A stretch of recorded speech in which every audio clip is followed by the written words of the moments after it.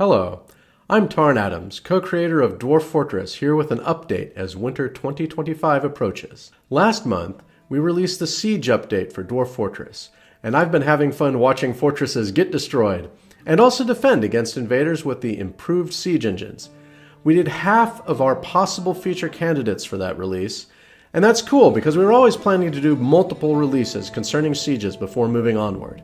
In particular, we wanted to get into magic in the Dwarf Fortress worlds and use sieges as a way to make that process fun for people. So that's what's coming next.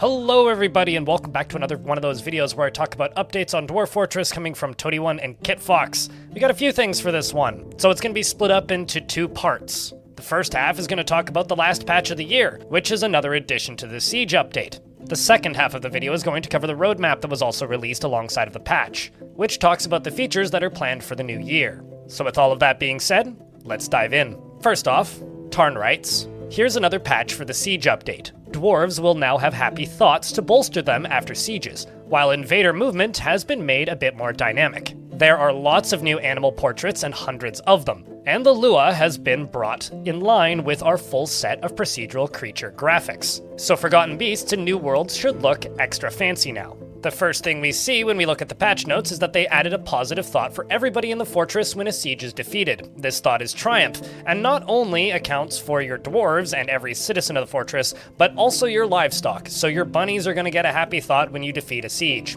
That's all that you need to know. They made siege leaders a bit more dynamic when cut off. They also made their eyes all funny looking and glowy. Enemy invaders who've decided to run away like the cowards that they know that they are inside now are more likely to get off the map, especially if they're flying or can travel through lava, etc. I actually had some characters get stuck in lava and not be able to leave the map unless I drained the lava, which was kind of funny, but not the most optimal when you're trying to end a siege. So it's good to see that has been updated. They've added, or rather updated, the invasion creature cap and strength of the enemy armies in the difficulty settings. So, like before, you can now truly destroy your rear end if you really want the enemy armies to be the size of a small city. Granted, your CPU might scream a little bit inside, but if that's what you're into, then now that is an option to you. Now, this next one is kind of a big deal.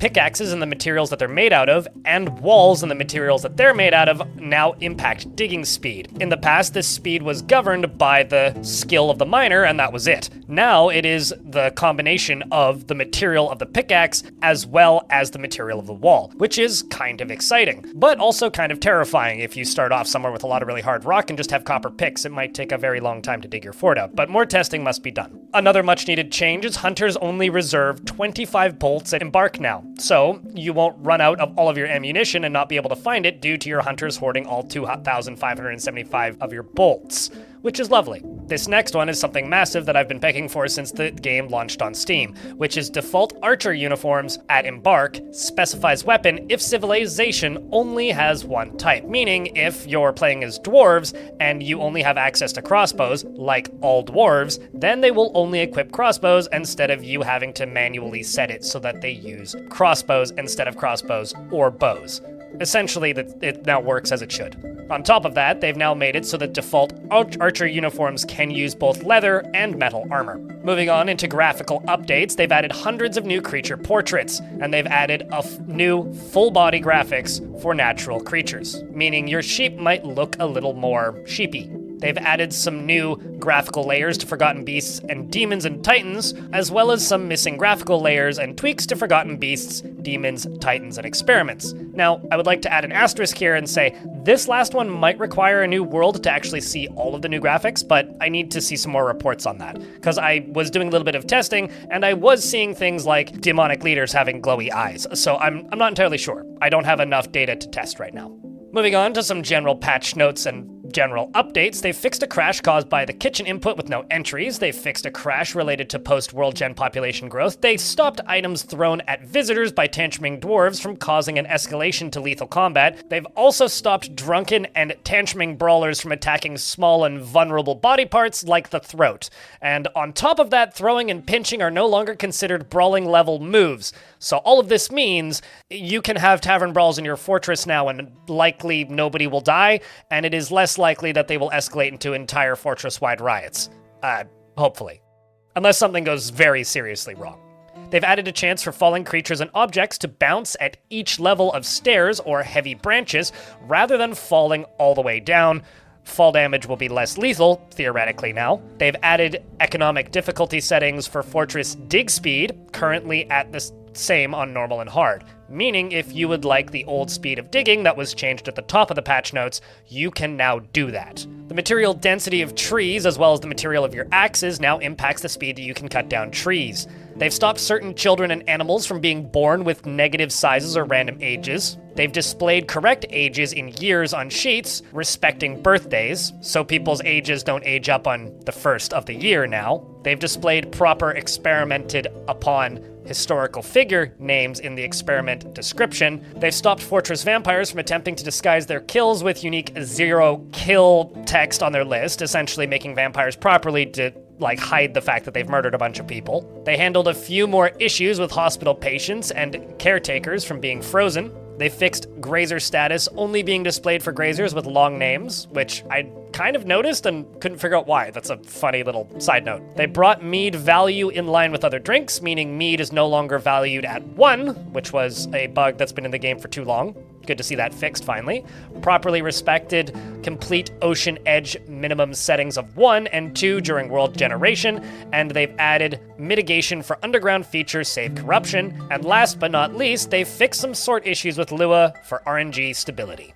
All in all, this is a great patch. This is kind of the bow tie, if you will, on the initial phase of the Siege update patches. There will be more updates to Sieges coming in the new year, and I will talk about that later in the video. But for right now, let's talk about the current state of the game. Personally, I was running into kind of a lot of crashes over the past few weeks, ever since the first of the Siege updates released into the main branch back in November. And it's nice to see that a lot of these crashes seem to be getting tended to in these patch notes. Personally, I think the game is a lot harder now, and it's a lot harder to balance moods, especially with the general abundance of dwarves having to take part in siege weapon operation. So it's nice to see them add new happy thoughts for dwarves to stop them from getting as traumatized as before. Not having to use things like mist generators to keep your soldiers from going absolutely apeshit after a couple of sieges is going to be a nice touch. I'm curious to see how this affects the actual game itself, but that will take a little bit of testing and some time. The clarity that's been added to the game now with archer uniforms being fixed is awesome. That's definitely going to help new players get less confused, and hunters claiming less of the ammunition is also going to be a good thing. Hopefully that adds to less tedium and makes the game more straightforward. And last but not least, the one thing I want to talk about here that I've seen some concern over is digging speed. There are some areas that are heavy in obsidian or other harder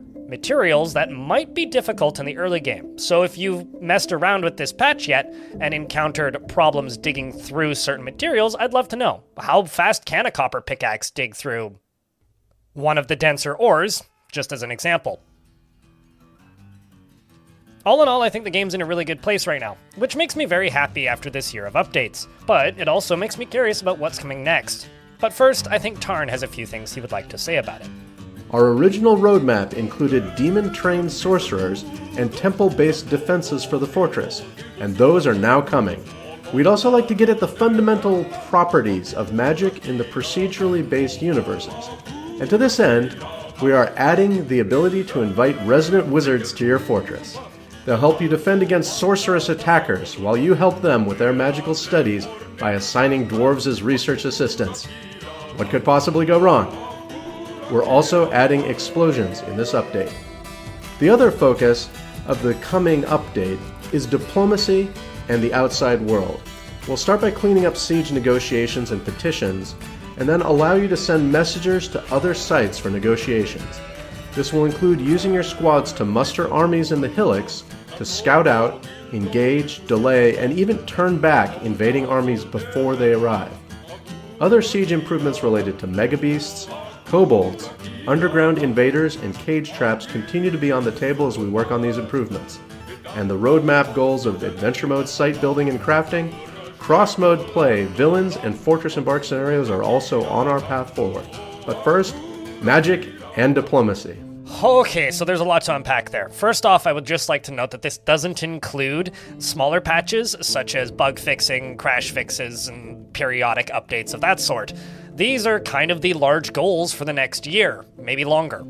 We don't really know. I'm going to be using Tarn's writing from the Bay 12 development page, which has been updated as of the time of recording. Alongside of linking to this page, I will also link to the KitFox update on the Steam page as well. So let's read exactly what they have to say. Following the release of the Siege update in November, we're continuing on with a series of releases involving magic, armies, villains, and site building and maps. The first Siege update focused on invasion planning and overcoming fortress defenses and defense siege engines, and the second release will focus on magic and armies and diplomacy. That's where we are now. We've released the list below of possible changes, none of which are guaranteed, but which we are aiming for. The first section is magic, which is magic, diverse enough to make sieges and siege defense more exciting. As if they weren't exciting already, Tarn. Kidnapped humans and dwarves, trained by demons as sorcerers. Now, I would like to clarify on this, and I'm curious about this one. Does this mean that creatures that have been kidnapped from your fortress specifically are going to be trained as sorcerers, or is this just a pool from everything in the world? Meaning they're going to do more than just convert them and or kill them or keep them as prisoners indefinitely. Regardless, that's exciting. I'm curious to see how that manifests in game. Next up is deity-based powers and temple ceremonies. These are things that were mentioned in the original outline back at the beginning of the year for what they wanted to do for sieges. This is also really cool, and something that I've seen a lot of chatter about. I'm curious to see how this could manifest. Of course, they are also planning other magic based on the supernatural structure of the world. This is, I think, stuff based on the bigger myths and magic stuff, but we'll see again how that manifests. The roadmap continues with resident wizards. Help defend the fortress against magical sieges while you aid them in their work. Assign assistants to work in the magical workshops and to go off-site for research tasks. Laboratory zones can incorporate lab equipment for alchemy and other magical research. So I'm just going to guess a little bit here. I have no idea how this is going to play in game, but this reads similarly to how the current noble screen works. I will assume that you will get a wizard noble of sorts, and then you could assign assistants to the wizard noble. Maybe this will play out in libraries or some other similar new zone. As far as the research goes, that's a curious one. Perhaps they could adventure off-site and then go collect stuff similar to how the messenger works. Maybe there will be new locations in the overworld that will help you find new items. I'm also really hopeful that this is something that could manifest in adventure mode too. Perhaps you could adventure to one of these locations and then gain spells, similar to how those runic magic mods work that have been around for a while. Regardless, this is a really cool concept and maybe could add a little bit more of those research progression thingies that people keep talking about and clamoring for. Regardless, I'm curious to see what Tarn has to say about this in coming updates. This next one is something that has my heart jumping through my throat. I am so excited about this. Improved diplomacy. This is my most desired feature. Clean up siege negotiations, which is the first thing. Send messengers to other sites, assuming there's now a way to, make contact with other factions without threatening them with their lives. And the ability to see existing petitions. I like how that's considered part of diplomacy. I presume that would be including things like guild halls, but also offsite stuff? I'm curious about this one. The next thing that Tarn outlines in the roadmap is using outside armies. Send out squads to muster armies in the hillexes. I guess this means we'll be able to use hillexes for more than just occasionally recruiting some lackluster merchants to work in your fortress. Use scouts to receive warnings before enemy armies arrive, and engage and delay and turn back sieging enemies. I'm curious as to how that last one is going to work. If, say, you are a day's time away from an enemy location, currently it would only take about 90 seconds at most for an enemy army to actually get to your fortress. So this would, I assume, state that they will make camps in the overworld and sit there for a while before actually attacking you. Maybe you'll get a prior warning if you have scouts or something. One of my biggest sadnesses with Dwarf Fortress currently is the overworld is quite alive and actively doing things, but it does not communicate that information to the player whatsoever. So anything that makes the overworld seem more alive and dynamic is exciting to me. This one especially. Next up are some things that we've seen before, which is make mega beasts and kobold attacks more functional and interesting. I agree, they should do that. And they also want to fix and improve underground civilization attacks as far as we can without future map changes, essentially bringing back the underground invasions that were in the game for a while. And then the last one, which again we've seen before, which is anything from combat flow styles that comes up also a notion of reach. Maybe you would be able to hit something further away with a spear. At the bottom of the current roadmap, we do have some notes from Tarn. He writes, "We've promised Adventure Mode site building as the first major Adventure Mode feature post-launch, since it used to be in the game but didn't make it in for the graphical version. This is still the plan, and we'll take care of it after Fortress Mode gets some attention with the siege improvements above. In order to further motivate this for everybody, we're planning a foray into cross-mode play and adventure mode crafting here. Details will follow as we get closer and select our direction." This is something that's very curious and exciting. I think one of the most desired things for Adventure Mode is maybe making it a little bit more life-simmy. So seeing things like cross-mode play and Adventure Mode crafting is very exciting. And I'm, again, very curious to see what that ends up looking like in-game. The final note is, post-siege improvements, we'd like to start some map rewrites and additions to get us prepared for more magical and procedural futures. These will focus on the underground, so the Fortress Mode is impacted significantly, but there will also be changes above ground. We'd also like to further differentiate the existing natural biomes beyond anything magical or strange we add.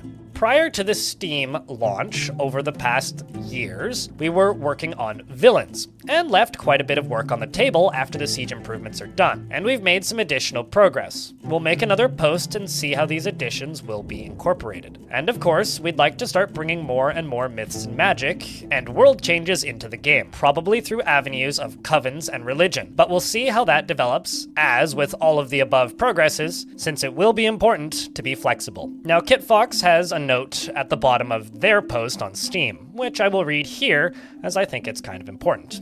Community requests. We hear you. There are many of you who have been asking for classic keyboard controls from the ASCII version to make their way to Steam. We know this is important for veterans who have developed muscle memory over the last 20 years. In order to do this, we are going to move the interface elements out into Lua. The expansion of Lua is an ongoing project, and work on the interface widget Luification has already begun, but we don't have any dates or timelines. And we get occasional questions about the Mac port, but as we announced earlier in 2025, we have chosen to put that port on hold indefinitely. The improvements and advances made wouldn't have been possible if we had been supporting that platform. So there you have it, a huge roadmap for the next year, 2026, as well as a lot of tweaks and additions and fixes for the current state of the game. I'm curious, what are you looking forward to most on that roadmap? What are you most intrigued by? I think for me it's probably the diplomacy stuff, closely followed by the magical temples. And everything else for me is just gravy. I'm also very curious to see what they mean by crossplay. And if you would like to hear Tarn potentially answer some of these questions, on December 19th at 10 a.m. Pacific, I will be streaming live, and Tarn Adams is going to be chatting with me about these changes, the current state of the game, and what they're working on going forward. If you would like to, and if you've already missed that date, don't worry. There will be an edited version uploaded to my YouTube channel within 24 hours of the initial stream, so keep an eye out for that. I will link it down in the comments section once it's up anyways. Thank you very much for watching this video. Thank you very much for hanging out with us for a whole year of Dwarf Fort, and here's to 2026. 2025 was a good year for Dwarf Fortress, and I'm looking forward to what the next year has in store.